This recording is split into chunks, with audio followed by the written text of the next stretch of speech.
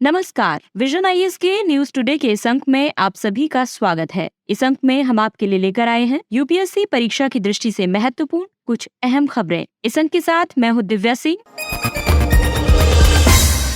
आइए सबसे पहले बात करते हैं इस अंक की हेडलाइंस के बारे में। जीवाश्म ईंधन में से मीथेन को कम करने की अनिवार्यता शीर्षक से रिपोर्ट जारी की गई। सेव द चिल्ड्रन संस्था ने ग्लोबल गर्लहुड रिपोर्ट 2023 जारी की। वैश्विक भुखमरी सूचकांक 2023 में भारत 125 देशों में 111वें स्थान पर है। भारतीय अंतरिक्ष अनुसंधान संगठन के एक अध्ययन के तहत हिंदुकुश क्षेत्र में एरोसोल्स में रिकॉर्ड वृद्धि दर्ज की गई। केंद्रीय सूचना आयोग ने सूचना का अधिकार अधिनियम लागू होने की 18वीं वर्षगांठ मनाई। G20 विशेषज्ञ समूह ने बिगर, बोल्टर, बेटर मल्टीलेटरल डेवलपमेंट बैंक शीर्षक से रिपोर्ट प्रकाशित की। और आइए अब खबरों पर विस्तार से चर्चा करते हैं।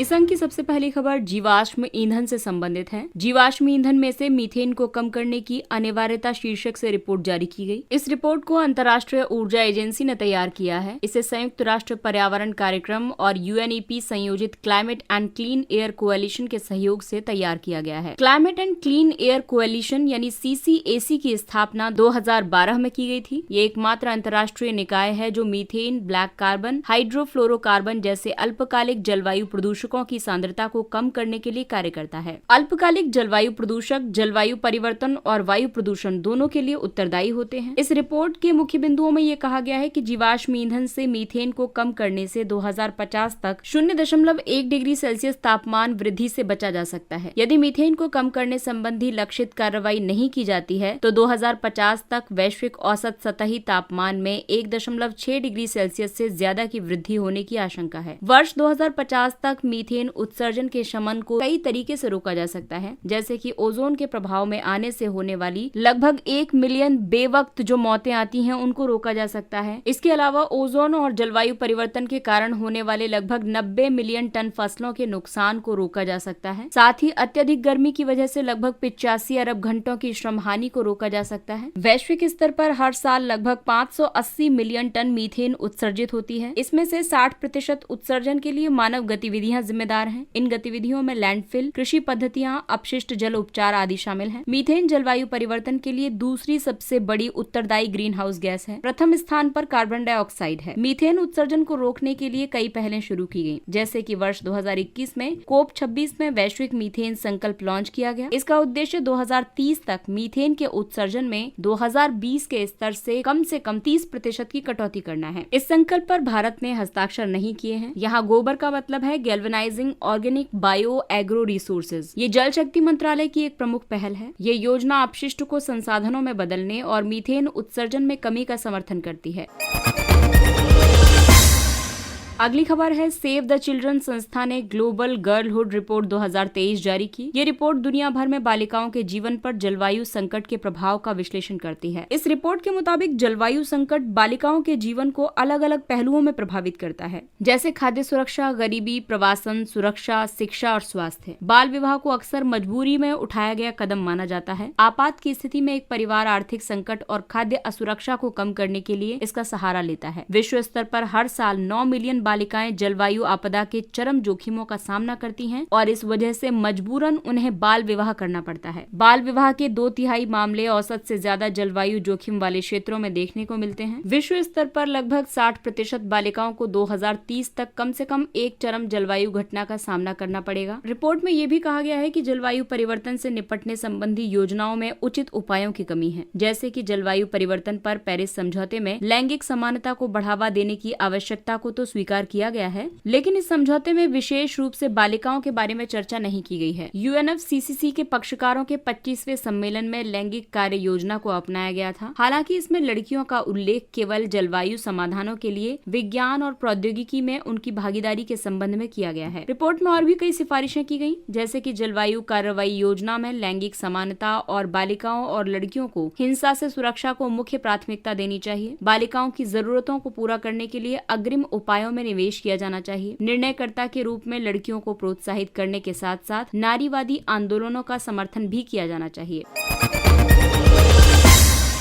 और आइए बात करते हैं अगली खबर की। वैश्विक भुखमरी सूचकांक 2023 में भारत 125 देशों में 111वें स्थान पर है। वर्ष 2022 के सूचकांक में भारत 121 देशों में 107वें स्थान पर था। इस तरह से भारत की रैंकिंग में अब 4 स्थान की गिरावट आई है। ग्लोबल हंगर इंडेक्स को कंसर्न वर्ल्ड वाइड अंतर्राष्ट्रीय मानवतावादी संगठन और वेल्ट हंगर हिल्फे, जो कि जर्मनी का एक निजी सहायता संगठन है, ये दोनों मिलकर के प्रकाशित करते हैं। ग्लोबल हंगर इंडेक्स का उपयोग वैश्विक, क्षेत्रीय और राष्ट्रीय स्तर पर भुखमरी के स्तर को मापने और उसकी निगरानी करने के लिए किया जाता है। ये कई देशों के स्कोर को निर्धारित करने के लिए 4 मापदंडों का उपयोग करता है। ग्लोबल हंगर इंडेक्स 2023 की बात करें तो इसमें यह कहा गया है कि भारत का ग्लोबल हंगर इंडेक्स स्कोर 28.7 है। इसी आधार पर ये 111वें स्थान पर है। भारत में बाल दुबलेपन की दर 18.7% है, जो विश्व में सबसे ज्यादा है। ये आंकड़ा देश में अल्पपोषण की गंभीर स्थिति को दर्शाता है। दुबलेपन का मतलब है कि 5 वर्ष से कम आयु के ऐसे बच्चे जिनका वजन उनकी लंबाई के हिसाब से कम है। अल्पपोषण यानी कम कैलोरी लेना। अल्पपोषण की दर 16.6% है। 5 वर्ष से कम आयु के बच्चों में बाल मृत्यु दर 3.1% है। बाल मृत्यु दर का मतलब है किसी बच्चे की 5 वर्ष की उम्र होने से पहले मृत्यु हो जाना। वर्ष 2015 से भुखमरी के खिलाफ दुनिया भर में प्रगति काफी हद तक रुकी हुई है। विश्व में सबसे ज्यादा भुखमरी दक्षिण एशिया और अफ्रीका में है। अफ्रीका के भी सहारा मरुस्थल के दक्षिण में है। रिपोर्ट पर भारत की आपत्ति ये है कि केंद्रीय महिला और बाल विकास मंत्रालय ने ग्लोबल हंगर इंडेक्स के आंकड़ों पर सवाल उठाए हैं। मंत्रालय के मुताबिक भुखमरी के मापन के लिए सूचकांक में त्रुटिपूर्ण यानी कि गलत तरीका अपनाया गया है। इसके अलावा ये सूचकांक भारत के संबंध में सही तथ्य प्रस्तुत नहीं करता है। महिला एवं बाल विकास मंत्रालय ने और भी कई आपत्तियां उठाई हैं। ग्लोबल हंगर इंडेक्स के 4 में से 3 संकेतक बच्चों के स्वास्थ्य से संबंधित हैं। इस तरह से ये भारत की संपूर्ण आबादी का प्रतिनिधित्व नहीं करते हैं। चौथा संकेतक अल्पपोषण यानी 3000 लोगों के छोटे सैंपल साइज से टेलीफोन संवाद के जरिए लिए गए ओपिनियन पोल पर आधारित है। ग्लोबल हंगर इंडेक्स पैमाने पर भुखमरी की गंभीरता की अगर हम बात करें तो इसमें 0 सबसे अच्छा स्कोर माना जाता है और 100 का मतलब है कि सबसे ज्यादा गंभीर स्थिति है। सूचकांक दर 9.9 या इससे कम रहने पर यह भुखमरी की कम गंभीरता को दर्शाता है। वहीं 10 से 19.9 के बीच में ये सामान्य भुखमरी की गंभीरता को दर्शाता है। 20 से लेकर 34.9 तक गंभीर भुखमरी को दर्शाता है। 35 से लेकर 49.9 तक भुखमरी की गंभीरता चिंताजनक है और 50 या इससे ज्यादा होने पर यह बेहद चिंताजनक है और इसे रेड कलर से दिखाया जाता है। ग्लोबल हंगर इंडेक्स के घटक और भुखमरी की गंभीरता की अगर हम बात करें तो इसमें 1/3 भारांश दिया जाता है अल्पपोषण को, 6वां हिस्सा बाल ठिगनापन को, बाल दुबलेपन को 6वां हिस्सा, 1/3 हिस्सा बाल मृत्यु दर को। तो इनको मिलाकर के हमारा GHI स्कोर बनता है। और आइए बात करते हैं अंतरिक्ष क्षेत्र की। भारतीय अंतरिक्ष अनुसंधान संगठन इसरो के एक अध्ययन के मुताबिक हिंदुकुश क्षेत्र में एरोसोल्स में रिकॉर्ड वृद्धि दर्ज की गई। वायुमंडलीय एरोसोल्स निचले वायुमंडल में निलंबित ठोस या जलीय कणों से बने होते हैं। आमतौर पर इनका आकार 0.001 से 10 माइक्रोमीटर के बीच होता है। एरोसोल्स के प्राकृतिक स्रोतों की अगर हम बात करें तो ये ज्वालामुखी प्रस्फुटन, फाइटोप्लैंक्टन से उत्सर्जित डाइमिथाइल सल्फाइड आदि से उत्पन्न होते हैं। वहीं मानव जनित कारणों की बात करें तो जीवाश्म ईंधन के दहन और निर्वनीकरण तथा वनाग्नि से एरोसोल्स प्राप्त होते हैं। अध्ययन में हिंदुकुश क्षेत्र में एरोसोल्स के गुणों और एरोसोल विकिरण बल एवं दक्षता का मूल्यांकन करने के लिए डेटा स्रोतों तथा सिमुलेशंस का उपयोग किया गया है। एरोसोल्स के गुणों और एरोसोल विकिरण बल एवं दक्षता विकिरण की उस कुल मात्रा पर मानव जनित एरोसोल्स के प्रभाव को दर्शाता है जिसे पृथ्वी और उसका वायुमंडल अवशोषित करके ऊष्मा में परिवर्तित करते हैं और फिर उसे उत्सर्जित कर देते हैं। अध्ययन के मुख्य बिंदुओं के मुताबिक एरोसोल विकिरण बल एवं दक्षता दक्षिण और पूर्वी एशिया के अन्य स्थलों की तुलना में 2 से 4 गुना ज्यादा है। इस क्षेत्र के लगभग 50% से ज्यादा तापन के लिए अकेले एरोसोल जिम्मेदार हैं। एरोसोल का तापन पर काफी प्रभाव पड़ता है। इसकी वजह से वायु का तापमान बढ़ने से ग्लेशियर तेजी से संकुचित हो रहे हैं। क्षेत्र में जल विज्ञान चक्र और वर्षा पैटर्न में बदलाव दर्ज किया गया है। इसके अलावा आपको बता दें कि हिंदुकुश हिमालयी क्षेत्र लगभग 4.3 मिलियन वर्ग किलोमीटर के क्षेत्र में फैला हुआ है। इसका विस्तार अफगानिस्तान, बांग्लादेश, भूटान, चीन, भारत, म्यांमार, नेपाल और पाकिस्तान में है। हिंदुकुश हिमालय और प्रमुख डाउन स्ट्रीम नदी घाटियां हैं। मुख्य एशियाई नदी बेसिन हिंदुकुश हिमालय, जिसमें कि 4 वैश्विक जैव विविधता हॉटस्पॉट्स आते हैं। ध्रुवीय क्षेत्रों के बाहर हिम के सबसे बड़े भंडार हैं। इसके अलावा 10 प्रमुख एशियाई नदी प्रणालियों का स्रोत है। हिंदुकुश में विविध संस्कृति, भाषाएं, धर्म, परंपरागत ज्ञान और परंपराएं हैं। यहाँ उच्च जैव विविधता है यानी हाई बायोडायवर्सिटी है। 330 महत्वपूर्ण पक्षी क्षेत्र और जैव विविधता क्षेत्र यहाँ पर मौजूद हैं।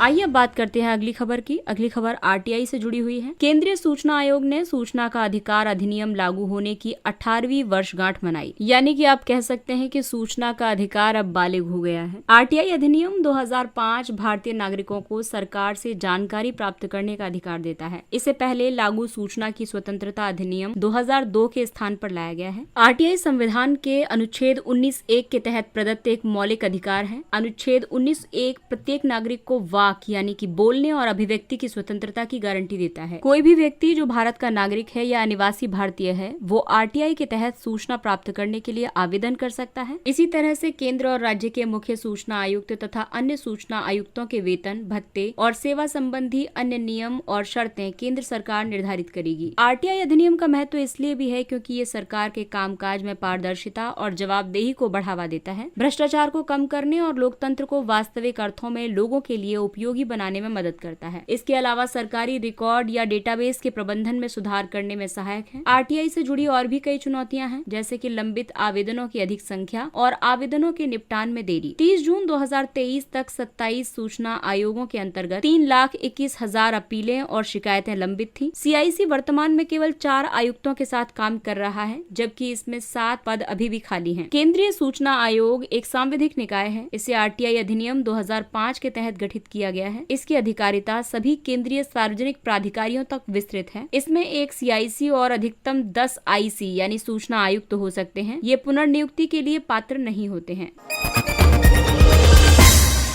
अगली खबर है G20 विशेषज्ञ समूह ने bigger, bolder, better multilateral development banks यानी MDB शीर्षक से रिपोर्ट प्रकाशित की है। ये रिपोर्ट मोरक्को के मराकेश में आयोजित G20 वित्त मंत्रियों और केंद्रीय बैंक गवर्नरों की चौथी बैठक में प्रस्तुत की गई थी। इस बैठक में स्वतंत्र विशेषज्ञ समूह ने रिपोर्ट का दूसरा भाग प्रस्तुत किया था। ये रिपोर्ट बिगर, बोल्डर, बेटर MDBs की थीम पर बहुपक्षीय विकास बैंकों में सुधार पर केंद्रित है। इससे पहले रिपोर्ट का पहला भाग प्रस्तुत किया गया था। इसमें 2030 तक MDBs के वार्षिक ऋणदान स्तरों को 3 गुना बढ़ाकर $390 बिलियन की बात कही गई थी। MDBs वे वित्तीय संस्थान होते हैं जिनकी स्थापना विश्व के कई देश मिलकर करते हैं। ये संस्थाएं अंतर्राष्ट्रीय कानून द्वारा शासित होती हैं। इन संस्थाओं के उदाहरण हैं ब्रेटन वुड्स संगठन, एशियाई विकास बैंक आदि। रिपोर्ट में कई सिफारिशें भी की गयी, जैसे कि बेटर MDBs के लिए निम्न और मध्यम आय वाले देशों के संबंध में बाह्य वित्त पोषण अंतराल से जुड़ी मुख्य समस्या का समाधान करना चाहिए, जलवायु कार्रवाई में गैर रियायत ऋण देने पर ध्यान केंद्रित करना चाहिए, क्षेत्रीय कार्यक्रमों के साथ एकीकरण द्वारा राष्ट्रीय परिवर्तनों को बढ़ावा देना चाहिए। बिगर MDBs के लिए जोखिम से बचने की प्रवृत्ति की बजाय सूचित जोखिम लेने की प्रवृत्ति को बढ़ावा देकर निजी वित्त को प्रोत्साहित करना चाहिए। अंतर्राष्ट्रीय विकास संघ के लिए अधिक से अधिक दान देने की प्रतिबद्धता प्रकट की जानी चाहिए। इसके अलावा सतत विकास लक्ष्यों का समर्थन करते हुए वित्तीय रिटर्न चाहने वाले निवेशकों के लिए एक ग्लोबल चैलेंजेस फंडिंग मैकेनिज्म की स्थापना करनी चाहिए और बोल्डर MDBs के लिए कैस्केड सिद्धांत को अपनाना चाहिए। इसका मतलब ये हुआ कि जहां सार्वजनिक क्षेत्र के बैंक ऋण प्रदान करने से बचते हैं, वहां निजी क्षेत्र से वित्त का प्रबंध किया जाना चाहिए और बहुपक्षीय निवेश गारंटी एजेंसी यानी मीगा को सशक्त बनाना चाहिए।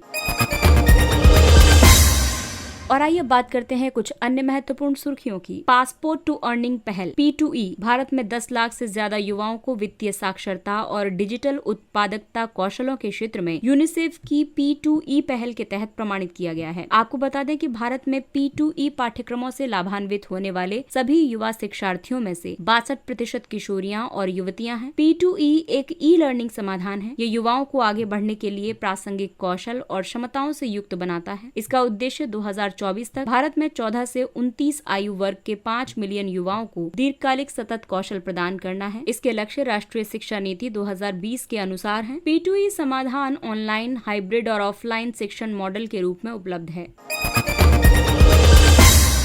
अगला टॉपिक है पोंटस टेक्टोनिक प्लेट। बोर्नियो में पोंटस नामक एक लंबे समय से विलुप्त टेक्टोनिक प्लेट की खोज की गई है। ये 20 मिलियन वर्ष पहले विलुप्त हो गई थी। पोंटस टेक्टोनिक प्लेट वर्तमान दक्षिण चीन सागर में है। अपने प्रारंभिक संचलन में ये प्लेट लगातार सिकुड़ती गई और अंततः दक्षिण में ऑस्ट्रेलियाई प्लेट और उत्तर में चीन के नीचे खिसक गई। इससे पृथ्वी ग्रह की पुरा भौगोलिक विशेषताओं और समय के साथ जलवायु परिवर्तन के बारे में जानकारी प्राप्त होती है। राष्ट्रीय स्वच्छ गंगा मिशन NMCG की कार्यकारी समिति ने 7 परियोजनाओं को मंजूरी दी है। NMCG को सोसाइटी पंजीकरण अधिनियम 1860 के अंतर्गत 2011 में एक सोसाइटी के रूप में पंजीकृत किया गया था। NMCG ने शुरुआत में राष्ट्रीय गंगा नदी बेसिन प्राधिकरण की कार्यकारी शाखा के रूप में कार्य किया था। राष्ट्रीय गंगा नदी बेसिन प्राधिकरण यानी NGRBA को पर्यावरण संरक्षण अधिनियम 1986 के प्रावधानों के तहत गठित किया गया था। हालांकि 2016 में NGRBA को भंग कर दिया गया था। राष्ट्रीय स्वच्छ गंगा मिशन का नोडल मंत्रालय है जल शक्ति मंत्रालय। NMCG के उद्देश्य है नदी बेसिन दृष्टिकोण अपनाकर गंगा नदी के प्रदूषण का प्रभावी उपशमन करना और गंगा नदी का कायाकल्प करना। इसके अलावा नदी जल की गुणवत्ता और सततता सुनिश्चित करने के लिए नदी में न्यूनतम पारिस्थितिक प्रवाह बनाए रखना। NMCG में एक द्विस्तरीय प्रबंधन संरचना है। इसमें एक शासी निकाय और कार्यकारी समिति शामिल है। NMCG का महानिदेशक इन दोनों का अध्यक्ष होता है। अगला टॉपिक है डेटा एनालिटिक्स डैशबोर्ड और पूर्वोत्तर संपर्क सेतु पोर्टल। हाल ही में उत्तर पूर्वी क्षेत्र विकास मंत्रालय एमडोनर ने 2 पोर्टल लॉन्च किए हैं। एमडोनर डेटा एनालिटिक्स डैशबोर्ड पर 55 विभागों और मंत्रालयों की 112 योजनाओं का डेटा उपलब्ध है। इससे डेटा आधारित निर्णय लेने में मदद मिलेगी, परिचालन में आसानी होगी और केंद्रीकृत निगरानी की जा सकेगी। पूर्वोत्तर संपर्क सेतु पोर्टल ये उन केंद्रीय मंत्रियों की एक क्यूरेटेड सूची तैयार करेगा जिन्हें पूर्वोत्तर क्षेत्र में केंद्रीय मंत्रियों की पाक्षिक यात्राओं के लिए नामित किया जा सकता है। अगला टॉपिक है सतत संचालन संदर्भ स्टेशन कोर्स नेटवर्क। केंद्र सरकार ने राष्ट्रीय सर्वेक्षण नेटवर्क लॉन्च किया है। इसमें कोर्स शामिल है। कोर्स स्टेशन स्थायी प्रतिष्ठान है। ये उपग्रह से प्राप्त पर्यवेक्षणों को एक केंद्रीय सर्वर को लगातार प्रसारित करते हैं। इससे एक CORS यानी कोर्स नेटवर्क बनता है। इसका संचालक भारतीय सर्वेक्षण विभाग है। कोर्स नेटवर्क इसलिए महत्वपूर्ण है क्योंकि ये प्लस या माइनस 3 सेंटीमीटर की सटीकता के साथ 24 घंटे रियल टाइम लोकेशन आधारित मानचित्रण सेवाएं प्रदान करता है। भारत के पास अब विश्व स्तरीय सटीक लोकेशन आधारित सर्विस है। रियल टाइम में सेंटीमीटर स्तर की सटीकता के साथ पोजिशनिंग सेवाएं प्रदान करने में सक्षम है। इसका उपयोग कृषि, खनन, निर्माण कार्य, परिवहन, नागरिक उड्डयन, अंतरिक्ष मौसम अध्ययन, मौसम विज्ञान और मौसम पूर्वानुमान में किया जा सकता है। सफेद फास्फोरस। ह्यूमन राइट्स वॉच के अनुसार हमास के साथ संघर्ष के दौरान इजराइल ने गाजा और लेबनान पर सफेद फास्फोरस बम का इस्तेमाल किया है। फास्फोरस मोम जैसा केमिकल है जो हल्का पीला या रंगहीन होता है। इससे तीखी और लहसुन जैसी गंध आती है। इसका उपयोग सेना द्वारा अलग अलग प्रकार के गोला बारूद के रूप में आग लगाने वाले अभिकारक के रूप में किया जाता है। ऐसा इसलिए क्योंकि ये ऑक्सीजन के संपर्क में आते ही हवा में स्वतः ही आग पकड़ लेता है। इसका उपयोग उर्वरकों, फूड एडिटिव और सफाई करने वाले यौगिकों में एक घटक के रूप में किया जाता है। इसके संपर्क में आने से त्वचा गंभीर रूप से जल जाती है और जल्दी ठीक भी नहीं होती है। हालांकि सफेद फास्फोरस हथियारों के इस्तेमाल पर प्रतिबंध नहीं है, लेकिन नागरिक क्षेत्रों में उनका उपयोग युद्ध अपराध माना जाता है। फास्फोरस हथियारों के उपयोग के पहले भी कई उदाहरण देखे गए हैं। जैसे इजराइल ने गाजा में ऑपरेशन कास्ट लीड 2008-9 के दौरान सफेद फास्फोरस का यूज किया था और अमेरिका ने इराक के फालुजा शहर में इसका इस्तेमाल किया था। अगला टॉपिक है इंटेलिजेंट परिवहन प्रणाली के तहत प्रौद्योगिकियां। इलेक्ट्रॉनिक और सूचना प्रौद्योगिकी मंत्रालय ने स्वदेशी इंटेलिजेंट परिवहन प्रणाली समाधान लॉन्च किए हैं। ये प्रौद्योगिकियां या फिर समाधान हैं औद्योगिक विजन उपयोगों के लिए complementary metal oxide semiconductor sensor आधारित कैमरा। इस प्रौद्योगिकी का इस्तेमाल मशीन लर्निंग और डीप लर्निंग तकनीकों का उपयोग करके ऑब्जेक्ट्स के ऑटोमेशन, निरीक्षण और पहचान के लिए किया जाता है। दूसरा है थर्मल सेंसर आधारित कैमरा। इसे सड़क यातायात में उपयोग किया जाता है। ये अंधेरे में भी उच्च सटीकता के साथ स्थिर और गतिमान ऑब्जेक्ट्स का डेटा भी प्रदान कर सकता है। इसके अलावा है ऑनलाइन सुक्रो क्रिस्टल इमेजिंग सिस्टम। ये चीनी उद्योगों में चीनी की गुणवत्ता बनाए रखने के लिए क्रिस्टल के आकार की माप के लिए प्रयोग किया जाता है। और अगला टॉपिक है गोवा काजू कर्नेल को GI टैग मिला। गोवा के काजू को भौगोलिक संकेतक का दर्जा मिला है। GI टैग एक विशिष्ट भौगोलिक क्षेत्र से संबंधित उत्पादों को प्रदान किया जाता है। ये टैग इस बात का सूचक है कि वो उत्पाद अद्वितीय विशेषताओं और गुणों वाला है, यानी कि यूनिक है। GI टैग 10 वर्षों के लिए वैध होता है। हालांकि इसे समय समय पर 10-10 वर्षों की अवधि के लिए नवीनीकृत किया जा सकता है। गोवा का काजू उत्तर पूर्वी ब्राजील का मूल पादप है। इसे 1570 में पुर्तगाली गोवा लाई थे। गोवा की बागवानी फसलों के अंतर्गत सबसे बड़े क्षेत्र में इसे उगाया जाता है। इसके लिए बेहतर जल निकासी वाली गहरी रेतीली दोमट मिट्टी सबसे बेहतर होती है। और आइए अब बात करते हैं सुर्खियों में रहे स्थल के बारे में। इटली, यहाँ की राजधानी रोम है। भारत और इटली ने रक्षा सहयोग को मजबूत करने के लिए एक समझौते पर हस्ताक्षर किए हैं। ये दक्षिण मध्य यूरोप में अवस्थित एक देश है। ये देश भूमध्य सागर से घिरा हुआ है, विशेष रूप से इसके उत्तर पूर्व में एड्रियाटिक सागर, दक्षिण पूर्व में आयोनियन सागर, दक्षिण पश्चिम में टायरेनियन सागर और उत्तर पश्चिम में लिगुरियन सागर है। इसकी सीमाएं फ्रांस, स्विट्जरलैंड, ऑस्ट्रिया और स्लोवेनिया से लगती हैं। इटली की सबसे ऊंची चोटी है माउंट ब्लांक और सबसे प्रमुख नदियां हैं पो नदी, अडिगे और टाइबर। इसके साथ ही ये अंक समाप्त होता है। अगले अंक में फिर मुलाकात होगी कुछ अन्य महत्वपूर्ण खबरों के साथ। तब तक अपने लक्ष्य के लिए तत्पर रहिए और अगर आपको हमारा कंटेंट अच्छा लगता है तो इसे लाइक, सब्सक्राइब और शेयर जरूर करें। और अब हमें यानी विजन IAS की पूरी टीम को दीजिए इजाजत। नमस्कार।